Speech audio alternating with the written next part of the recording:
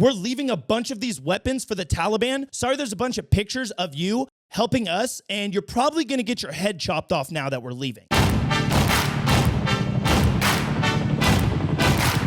Welcome back to another episode of Really Honest with your host, me, Nikko Ortiz. I have a quick question for you guys. I need to know your thoughts on, do you think it was right for us to pull out of Afghanistan when and how we did? Because the Taliban currently, right now in Afghanistan, are erasing women from the face of the earth. Almost 2 years to this day, we abruptly pulled out of Afghanistan. I was 100% on board with this, pulling out of Afghanistan, but by doing it the proper way, the longer way, not just like basically in a matter of like 7 days, pretty much being like, whoop, whoop, we out, bro. Let's go. Because now a lot of women in Afghanistan under Taliban rule are suffering. And so a lot of these women are actually coming to the press, to the news, journalists, anybody to kind of ask for help and be like, hey, like we are suffering. We need help. Can you guys do something? And in order to protect their names, we're not going to name them, but we are going to read from these articles different things that are going on and different statements that they're making. But we have to start from the very beginning. We need to make sure we get as many facts as possible, kind of see what's going on. And right here, it's already talking about how we're coming up to the 2-year anniversary of Kabul falling to the Taliban, which seized control of Afghanistan amid the United States' chaotic and controversial withdrawal from the country after nearly 20 years of fighting, which is absolutely crazy. Me having been there and fought in that war, it tears a lot of people particular ways. Because me, I'm like, you know, we were there for a reason. And then different times when I look at it, I'm like, you know what? There was no actual point of being there other than like my friends were there, my friends got hurt, and now I want everybody else to suffer because we about to get it. America number one. But that's totally the wrong way of thinking about it, okay? It says the Taliban, which is not recognized by most countries around the world, has declared Tuesday that the national holiday, the day is full of honor and pride for Afghans. Taliban deputy spokesperson, I cannot even say the name. But yeah, that's what they said. Celebrating is the last thing many Afghan women are currently doing as Taliban rule becomes increasingly repressive and brutal. And I'll tell you guys this right now, even before we left, it was already a brutal place. It is not a friendly place for women. You're not allowed to have education. You have to be covered up at all times. And you're realistically, at the end of the day, a slave. Women are abused, and it is so, so bad. It's extremely sad. And the saddest part about all of it is we would be walking, we'd be conducting patrols, doing things. You would be seeing women get abused, and there's nothing we are allowed to do because we are in their country. You're just seeing a bunch of random men abusing women and doing all these terrible things, including little kids. It is not a fun place to be. It is very, very sad, and it makes you realize, like, you know, life is kind of good where I got it right now. It humbles you very fast. And before you guys all come in like, oh my God, you saw this and you didn't do anything? I don't think you guys understand how this works. Once again, we're in their country. We've had special forces guys, soft dudes, all these like higher tier, real legit dudes trying to stop this shit, and they're getting booted out of the army. I know there's one story where a Green Beret, a special forces soldier, went and tried to stop a AUP, which stands for Afghanistan Uniformed Police, who was brutalizing a little boy, basically. I'm not going to say exactly what he was doing, but he went and he stopped him, and then the entire military basically had to turn their back on him because you are not allowed to interfere. We are not allowed to stop what is happening. And so basically that soldier got kicked out of the army. And it's like, holy shit, what the f just happened? They're like, our mission is very specific. We're only here to do very specific things. And if you're not doing those specific things, you can't do anything else. You can't walk around all willy-nilly like it's the Wild West saving people. It's not how it works. Every time you go out, you have a mission, and there's particular things you need to do and are allowed to do.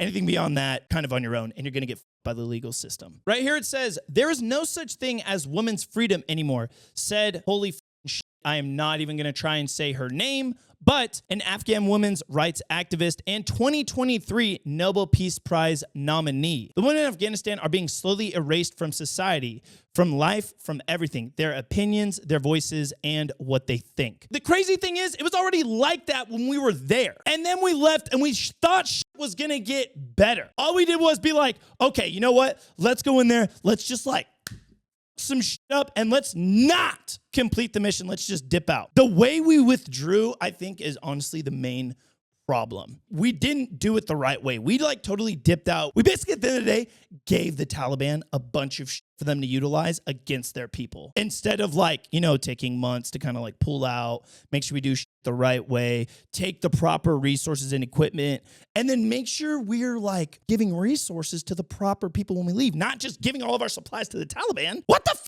And so I guess one of the main reasons I'm bringing this to light is because how we are here in the United States, we're like, oh, women's rights and like, equality and like all this shit. I'm like, okay, to all the women out there who are truly no bullshit about that, I got some people right here who need your motherfucking help, bro. And they are quite literally begging. They are begging for help because the Taliban does not care about them at all. For those of you who don't know, the Taliban is like very, very much so over the last couple months been like cracking down on the people, almost sort of like organizing more than they typically are because they're not stupid. They know how to create propaganda, create strategies, planning, operations, all of these things. And right here it says they have cracked down, closing secondary schools for girls, banning women from attending universities and working at NGOs, including the United Nations, restricting their travel without a male companion, and banning them from public spaces such as parks and gyms. As a woman, you cannot go to those places.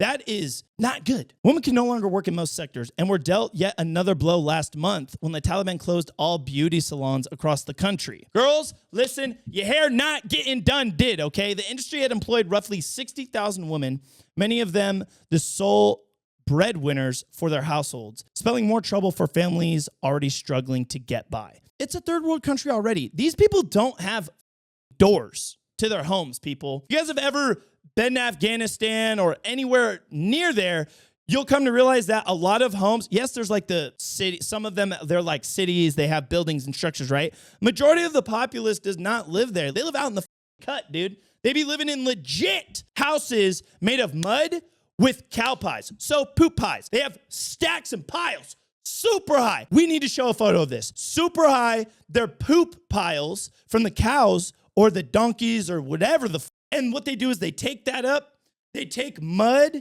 they put it together, and then that is how they make their houses. They just build it up from there. Life was already shitty, and it's getting much worse. And it really sucks that we weren't able to, like, stop this. Like I said, me being a person who has been there, fought there, tried to do as much good as possible, but more so looked out for, like, my brothers and sisters to make sure we could all come home.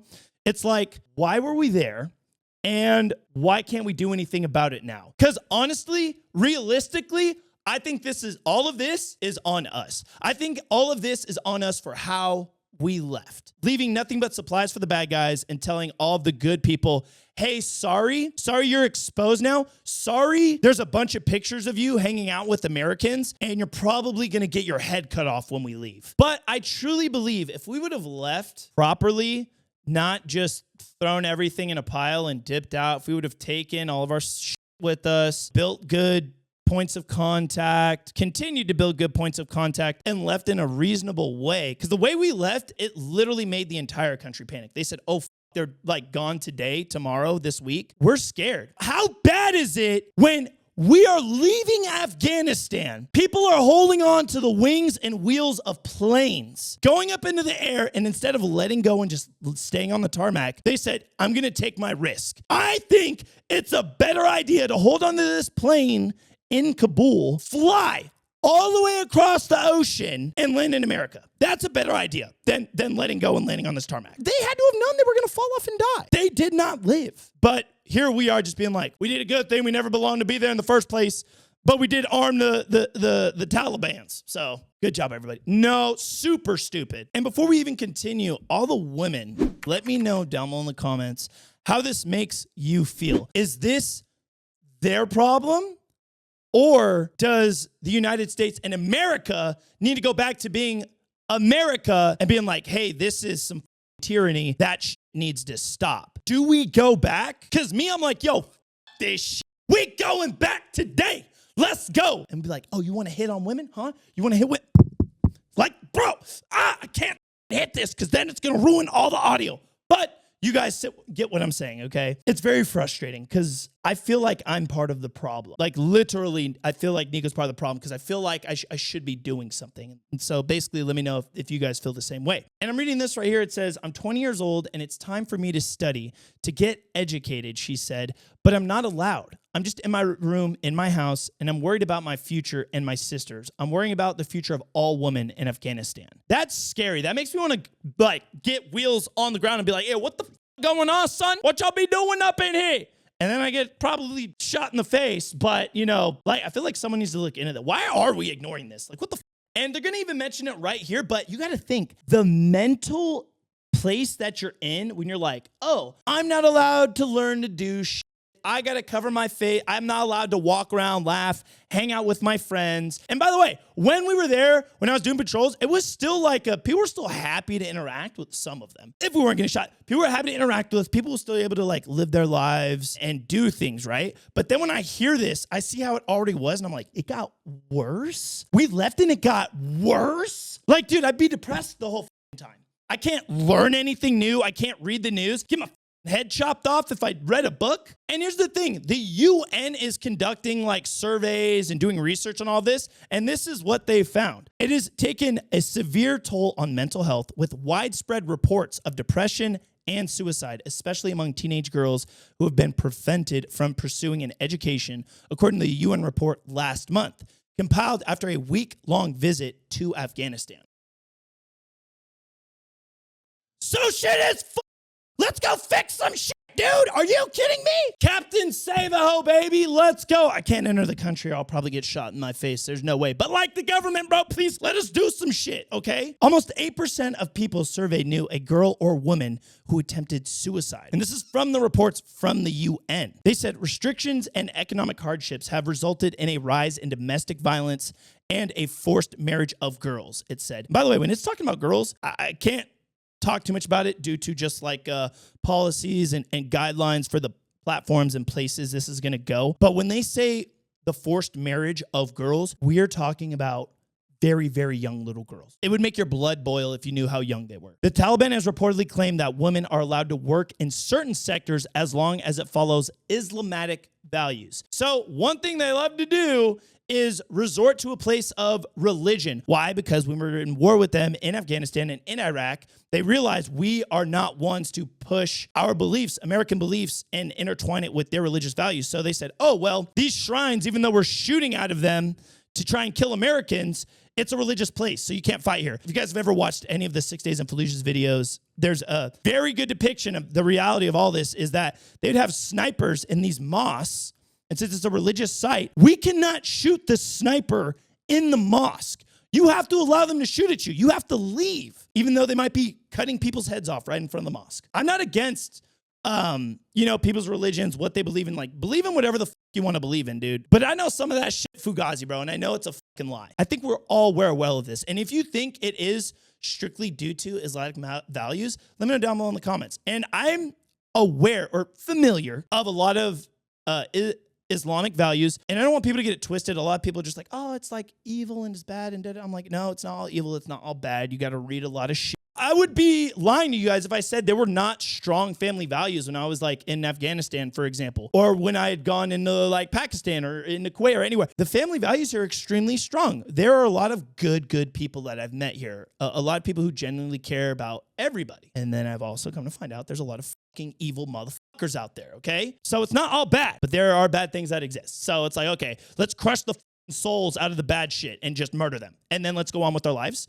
Please, maybe. And if we rewind it back a little bit to where I was like, okay, like, I know the game, bro. I know the game they're playing of like, oh yeah, we're saying we're doing this, but we're actually doing like some really bad shit or relying on like values and yada, yada, yada. So they're just utilizing a bunch of false information that they're presenting to the world to make it look like everything's okay. And right here it says another Taliban spokesperson acknowledged that there was still a problem regarding the girls' education, claiming that the group wanted to pave the ground for Islamic rules and regulations and establish a safe environment for their education. I'm gonna tell you right now, before we even continue this article, that is bullshit. That is them just saying that. And it came from a Taliban spokesperson. They're just saying that. They're saying that so it's like, oh no, look, we want this same shit. We want it to be this way, but we're not gonna show you any of the women and all of these bad things. You guys are gonna have to come here and talk to them yourselves. But everything's fine here. And so they continue to say, they've also claimed women are actively working in health and education, police departments, passport offices, and airports, and so on. Bro, that is a